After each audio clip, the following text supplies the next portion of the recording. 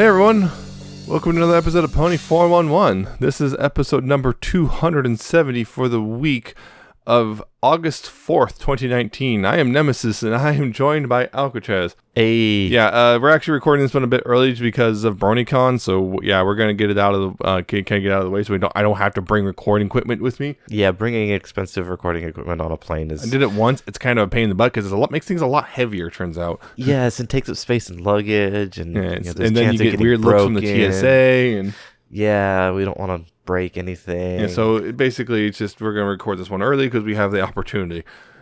We're gonna do that, so no news, no fan content this time. It's just gonna be we're gonna go ahead and do just the episode. This episode is called "The Last Laugh," and the basic synopsis is Pinkie gets an invitation from Cheese Sandwich to visit his factory. She decides to go to visit him and kind of figure out her life purpose. She gets there, finds out he can't laugh anymore, and it's upsetting to him. And she tells everything doesn't work, and then eventually figures out the reason is he needs to see other ponies laugh instead of just making jokes and stuff or having someone make him laugh. So figure that out. They sing a song, and then she goes home, and everything's fine. The end. Yay! Yeah. This is actually a pretty good Pinkie episode. I think she's been kind of a little bit on recently with a lot of her episodes have been kind of not great, particularly because of how they've been characterizing Pinkie with the whole make sure Pinkie's happy above all else thing. Yep. This one I feel is much better in that it doesn't do that. It's Pinkie much better, much more element. Yes. I should say. Yes. Yeah, because it's her and Cheese, who's it's Weird Al. Yeah. Yeah, it was just a lot more. It's kind of a generally funny episode. The plot itself is pretty easy and or pretty simple. But yeah, it's not too bad. It's actually a pretty funny one. It doesn't rely on a lot of weird stuff that they've been doing with Pinkie, and yeah, it's just generally funny. Yeah, it's a lot of fun. It's straight to the point. It does what it needs to do really well, and it's a good Pinkie episode, and it's really nice to see Cheese Sandwich again and get Weird Al back into things. It's just a lot of fun, and yeah, like you were saying, it's Pinkie done well, not whatever the heck they've been doing. Yeah, she's not super annoying. The plot's not around just keep Pinkie happy. It's Pinkie keep getting other people happy, and it's not also just her being completely random just for the sake of randomness. Mm-hmm. There's a purpose here. Yeah. You say her life's purpose. Her life's purpose, indeed. It's just really well done. Yeah, it even brings up a lot of things, something a lot of people have been talking about. We got all these ponies figuring out who they are and what they're going to do with their lives, and we got Pinkie. There, yeah. It brings that up. Yep, they actually did bring that up. And even kind of, you're going to rule the country. Yeah. You're going to rule Equestria. You're a Wonderbolt. You've got your animals. Your animal sanctuary. You got your boutiques, and Applejack has her hat. Oh, and the farm, I guess. That's two things. Yeah, so there's a new character who's kind of a Cheese Sandwich's assistant, factory running manager, I guess. Vice president, I believe is the title we gave him. His name's San Smirk, and he was voiced by Jesse Inokala. He's very much not someone who laughs. Yeah. He doesn't laugh. He's very stoic to a degree. He understands. It's not because he doesn't get it. He understands comedy very well. It's part of his job. He just doesn't laugh. Doesn't laugh and doesn't express himself. Yeah, his thing is that's pretty funny. Oh, that is funny. And then breaks it down and sees why it's funny. And so he definitely understands humor. Which kind of brings us into an interesting point of the episode. The science of humor and breaking things down and building gags in the whole factory. It's very interesting. Science. Yes, science. I was a bit worried. They totally didn't do this, but I was a bit worried that they would try and do this like anti-science. Like, you can't break down comedy like that. Yeah, you can't break. Science doesn't have answers to everything. They didn't do that though. No. I guess they learned their lesson from season one. I never was worried about that. My thing was I was wondering if it was going to be. Turns out it was going to be the Sans guy. It was a bit. That was the other one. Stifling. Yes, if it was going to be Sans' fault, and Sans was like the antagonist. Yeah. Yeah, I was also wondering if that's the way it was going to go as well. No. Nope. He's a good pony too. He's a good pony. It's just and you got it's just kind of fun stuff like Pinkie putting remixes on old gags and whatnot. What was the first one she came up with? Was the flower? The flower thing. It was the flower. Instead of the water coming out of the flower, have it come out of the rest of the outfit. I think a lot of her remixes were inversions of the expected joke. Oh yeah, is what they were. So you have the super slippery banana. What if instead of slippery banana, it was a sticky one? Oh no, that would be bad. Yeah. Oh, yeah. So it's just a fun little thing. Yeah, there was it's weird. There's kind of tinges of inspiration from Willy Wonka. Yeah, it wasn't a direct Willy Wonka parody or anything. But it was not a parody of it. Had inspiration, particularly with the Cheese's outfit at the end. Yes. Well, that and opening up into the factory, walking up the giant factory. No one goes in or out. Yep. Yeah. It was kind of like I was wondering. I was like, is this gonna be Willy Wonka parody? No, it's not. There's references, and it takes some inspiration from, but it's not a parody of it. Yeah. I'm trying to think of what the other thing. Yeah, it was also nice hearing Cheese Sandwich again. And of course, because it's Weird Al, you have to have a song, and they had a song there. You have to have a song. Fun it was a good song. It's fun. It's really bouncy and accordion-y because, well, that's Weird Al. It's Weird Al. You have to have an accordion. Accordion and bounce. Otherwise, what's the point? What's the point? It is also interesting. It was, about wordplay. That was kind of like the final thing that they did. Puns. How did we get Sans to laugh? Well, yeah, but also the initiation of the song, was him starting to get other people to laugh was accidental wordplay. It was called a spoonerism, I think. Yeah, spoonerism. Accidentally swapped letters in two words. Mm. And that's always been Weird Al's thing. Has been wordplay. He's a parody artist. That was always his thing. So it's like, yep, wordplay. That's more like weird play. Puns. The best and worst form of humor. I do find it funny, of course, that what makes Sans laugh is puns, because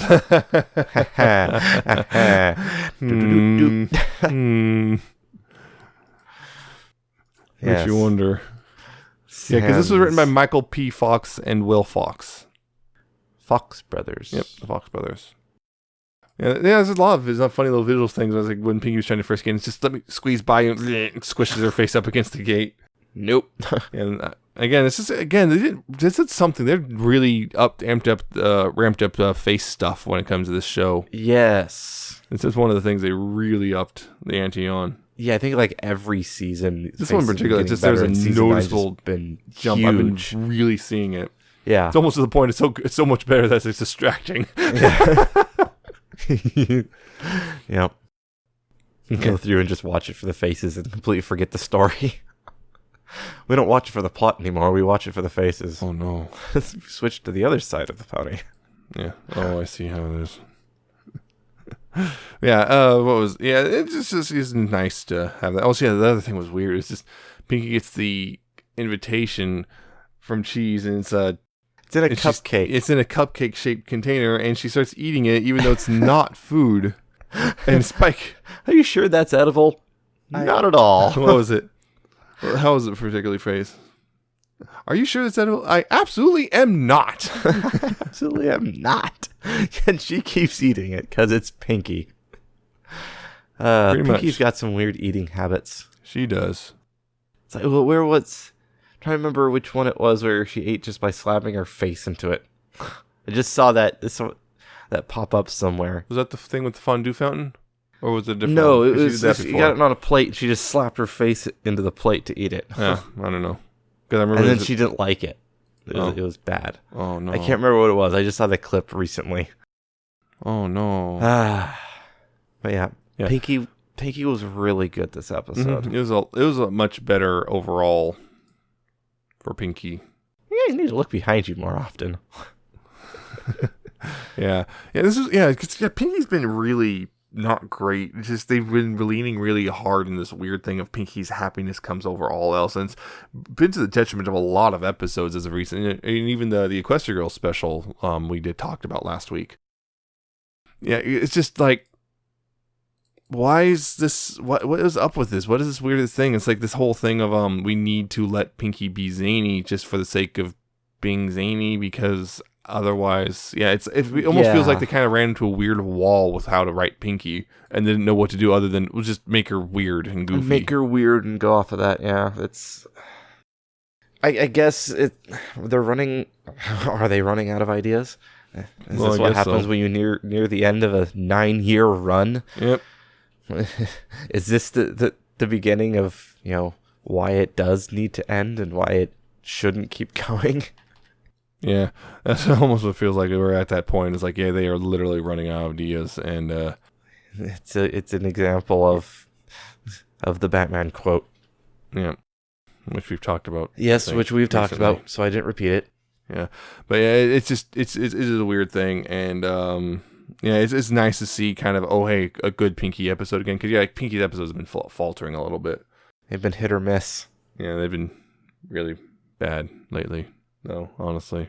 What was it? I think it started right about I want to say late season 7 is when things started to go a little awry for her. Maybe. I would have to really dig down and look at that. Because I'll be honest, I used to like Pinkie a lot more as a character early on. As time has gone on, I feel like she's gotten worse and worse and worse until the point she's just kind of annoying now. Yeah, it's unfortunate. Like you've brought up many times in past episodes, the Flanderization of characters. They start to just focus in on singular aspects and enhance, I guess.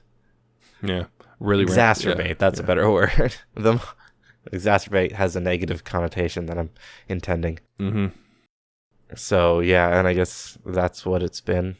So it's nice to see. It's like, hey, it doesn't have to be that way. Yeah, you can still write a good episode around these characters and not rely on just an exaggerated version of their one aspect of their personality.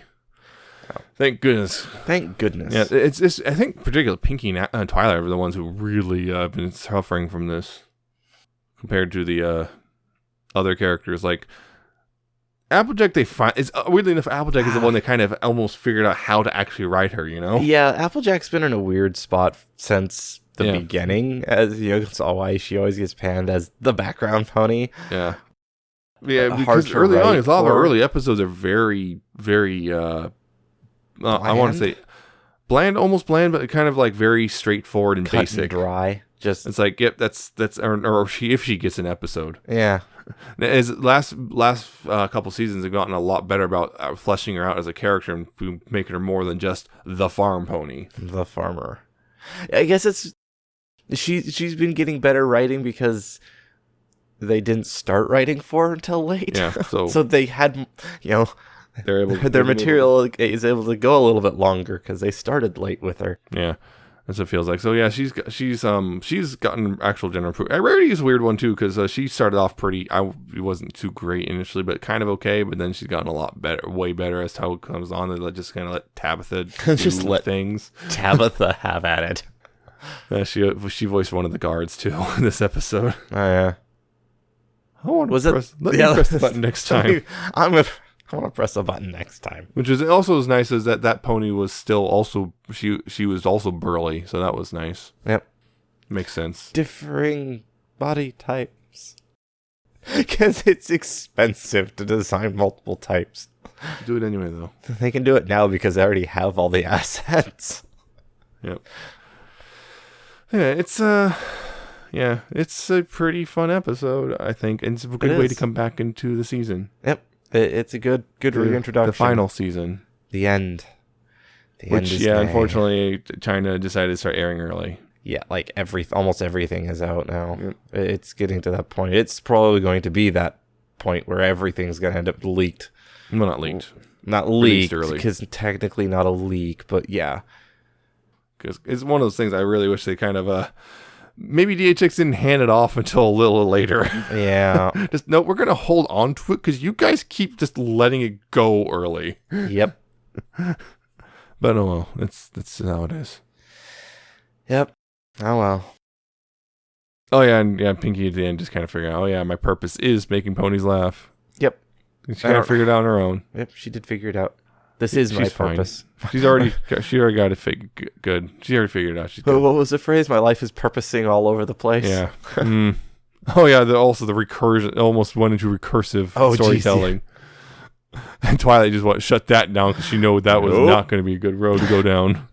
She immediately recognizes recursion. Go, no, Pinkie, no recursion. No recursion. We've talked about this.